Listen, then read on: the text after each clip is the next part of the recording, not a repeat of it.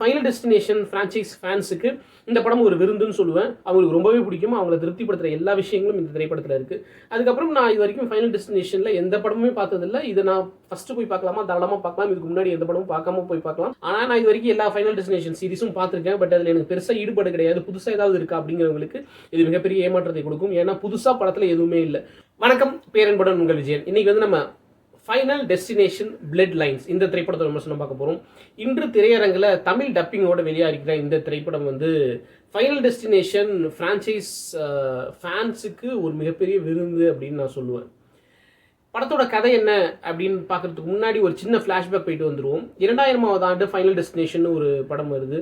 அது வரைக்கும் வராத ஒரு புது ஜானரில் வருது. ஸ்லாஷர் தான், எல்லாருக்குமே ரொம்ப பிடிக்குது.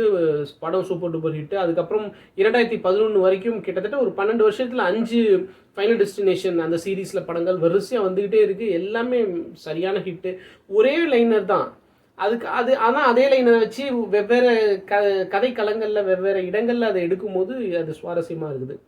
இந்த திரைப்படம் வந்து மற்ற ஃபைனல் டெஸ்டினேஷன் வந்து எங்கே வேறுபடுது அப்படின்னா, இதுக்கு முன்னாடி வந்த இது படங்களில் எல்லாத்துலேயுமே வந்து ஒரு ஃப்ரெண்ட்ஸு அல்லது ஒரு பப்ளிக் பிளேஸுக்கு போகும்போது அங்கே இருக்கிற ஏதோ ஒரு அசம்பாவிதத்தை முன்னாடியே கணிக்கிற ஹீரோ அல்லது ஹீரோயின் அவங்க வந்து அந்த அசம்பாவிதத்தை தடுக்கிறாங்க.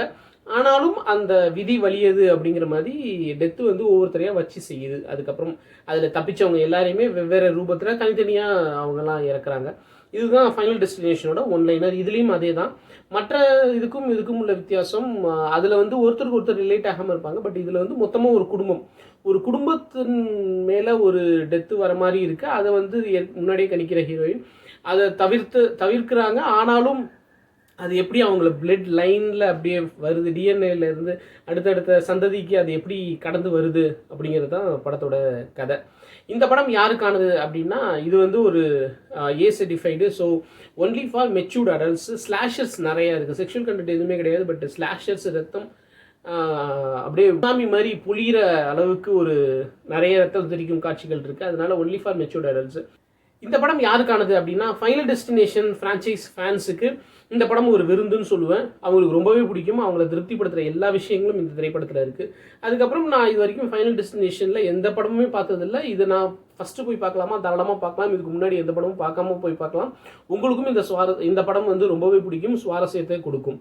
ஆனால் நான் இது வரைக்கும் எல்லா ஃபைனல் டெஸ்டினேஷன் சீரிஸும் பார்த்துருக்கேன். பட் அதில் எனக்கு பெருசாக ஈடுபாடு கிடையாது. புதுசாக ஏதாவது இருக்கா அப்படிங்கிறவங்களுக்கு இது மிகப்பெரிய ஏமாற்றத்தை கொடுக்கும். ஏன்னா புதுசாக படத்தில் எதுவுமே இல்லை. ஒன்லைனாக இருக்கட்டும், அடுத்து என்ன நடக்க போகுது அப்படிங்கிறத நம்மளால ப்ரெடிக்ட் பண்ண முடியுது. எந்த வகையில் நடக்க போகுதுங்கிறது தான் தெரியலையே தவிர என்ன நடக்க போகுதுங்கிறது நம்மளால ப்ரெடிக்ட் பண்ண முடியுது. அது மட்டும்தான் இந்த படத்தோட ட்ராபேக்குன்னு நான் சொல்ல மாட்டேன். ஏன்னா இந்த ஃப்ரான்ச்சைஸே அப்படி தான்.